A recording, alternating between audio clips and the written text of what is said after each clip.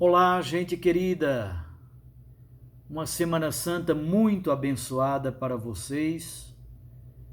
Começamos ontem com a celebração do Domingo de Ramos e da Paixão do Senhor e continuamos hoje meditando o Santo Evangelho, que é de João capítulo 12, versículos 1 a 11.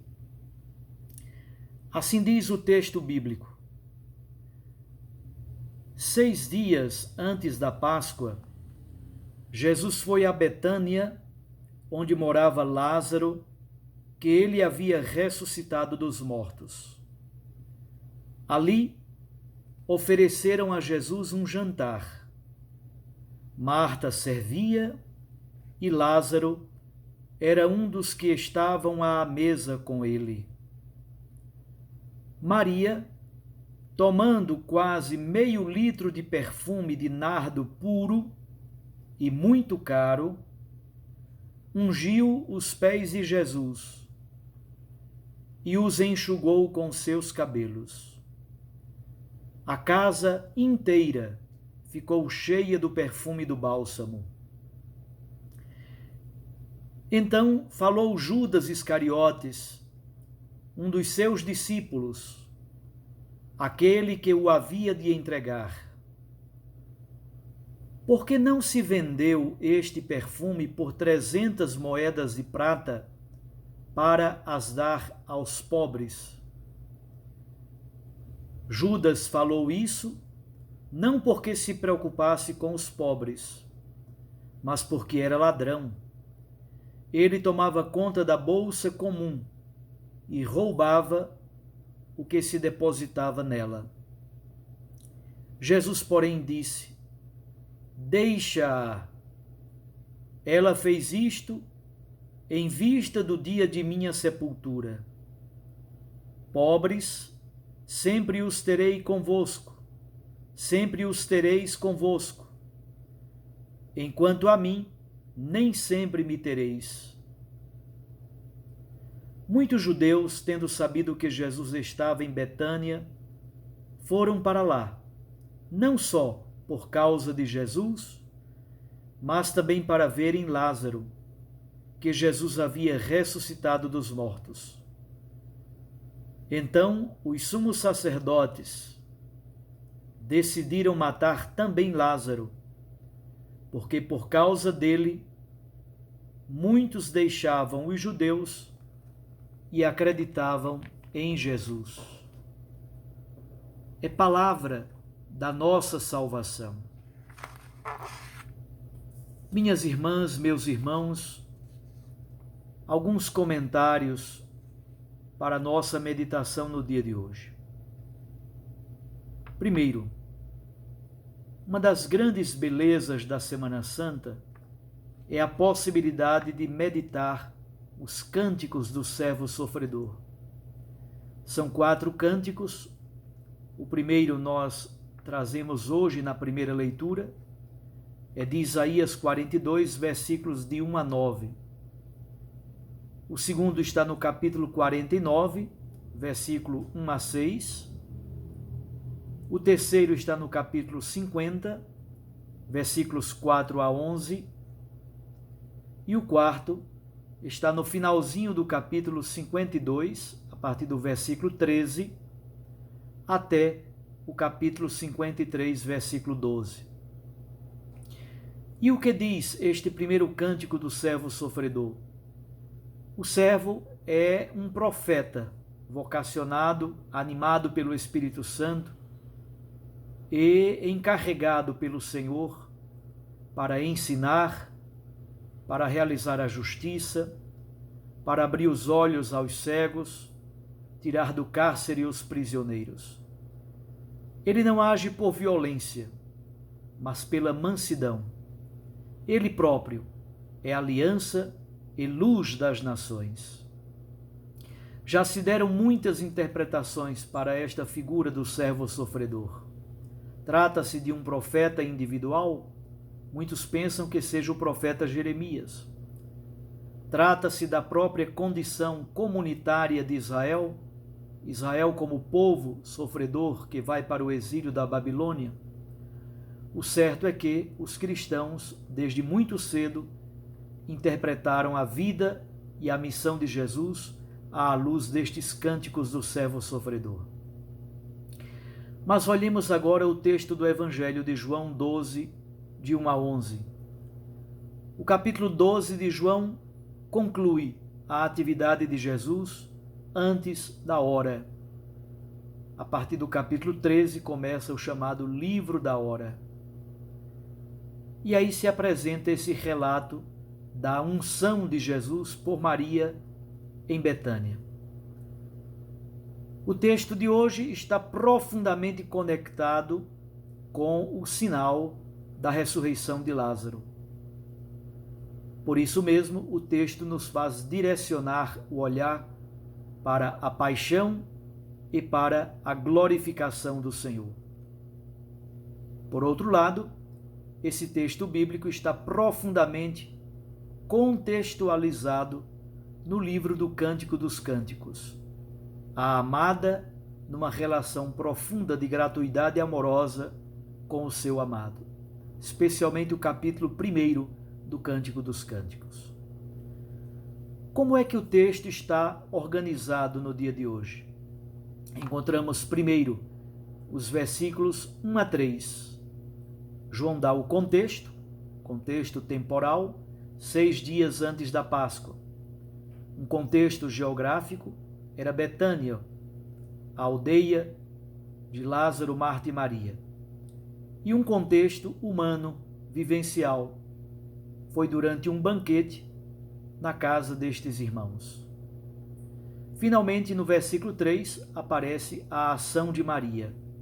Então, os versículos 1 a 3 é o contexto e a ação de Maria que unge os pés de Jesus. A segunda parte do texto são os versículos 4 a 8, a reação de Judas. O evangelista São João também dá uma interpretação para esta atitude de Judas. E, finalmente, a reação de Jesus à palavra de Judas. O texto se conclui nos versículos 9 a 11, onde há um contraste entre os judeus, que vão a Betânia para ver Jesus e Lázaro, e as autoridades judaicas, que não somente decidiram pela morte de Jesus, mas agora também decidem pela morte de Lázaro, porque Lázaro é testemunha das obras grandiosas que Jesus realiza.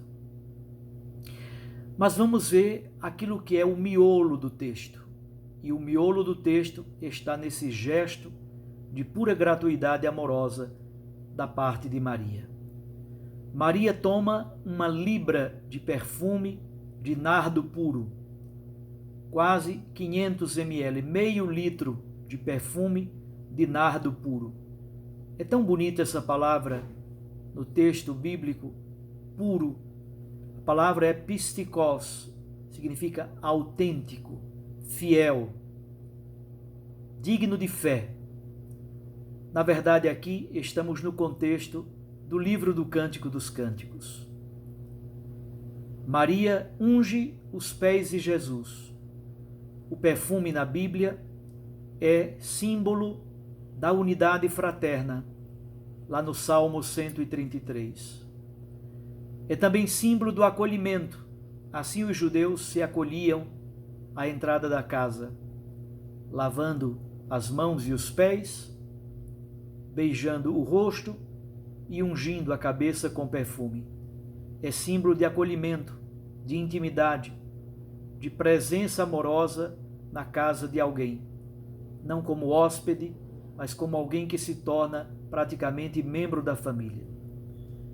E finalmente, como já disse, no livro do Cântico dos Cânticos, o perfume é o símbolo profundo do amor esponsal, especialmente o versículo 3 e os versículos 12 e 13 do capítulo 1 do livro do Cântico dos Cânticos.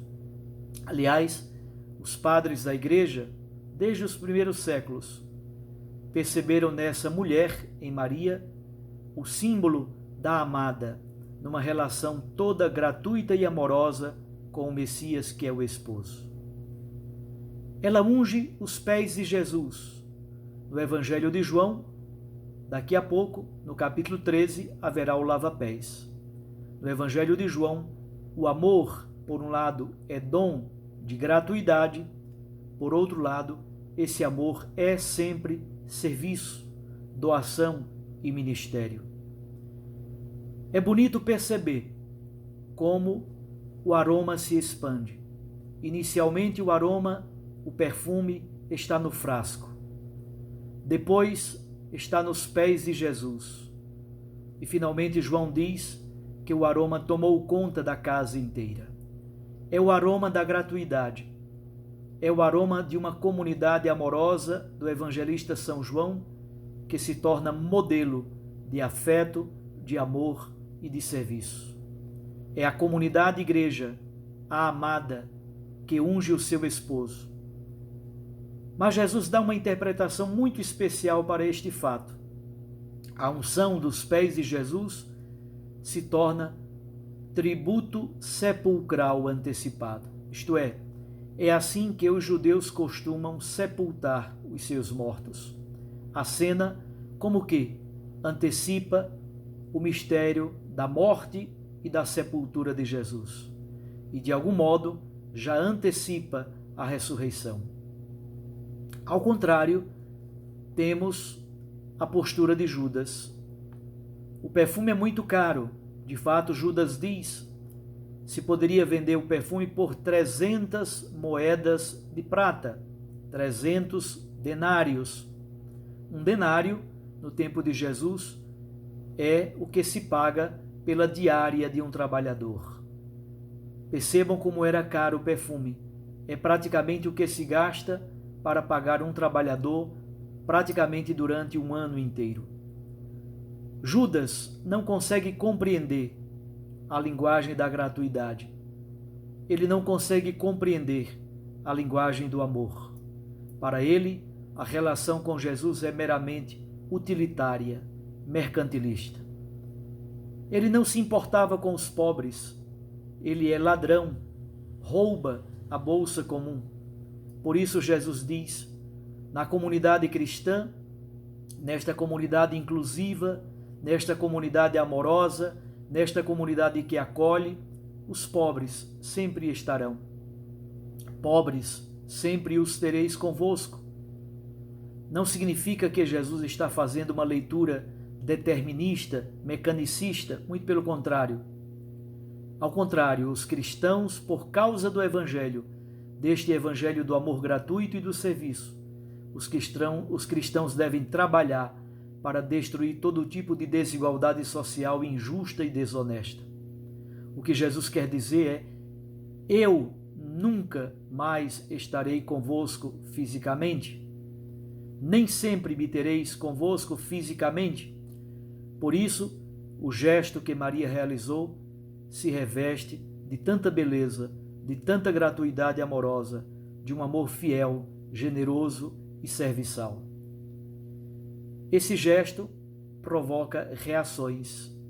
Os judeus vão a Betânia, se interessam agora não somente por ver Jesus, mas também têm curiosidade de ver o próprio Lázaro.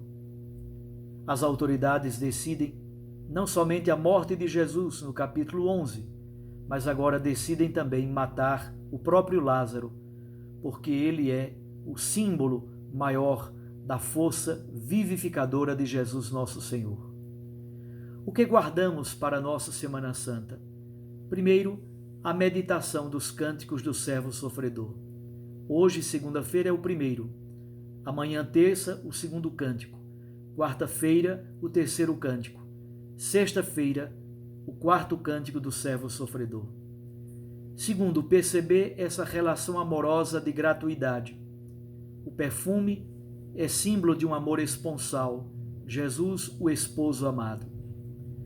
Terceiro, perceber.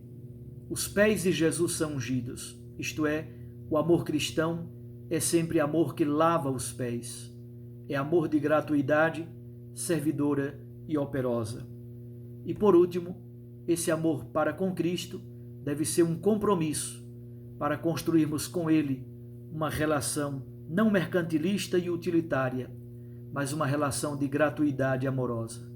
Ele é o esposo amado de nossas almas. A igreja é a esposa querida que vai à procura do seu amado. Deus os abençoe e os guarde. Ele lhes dê a graça de celebrarem bem a Páscoa de Jesus.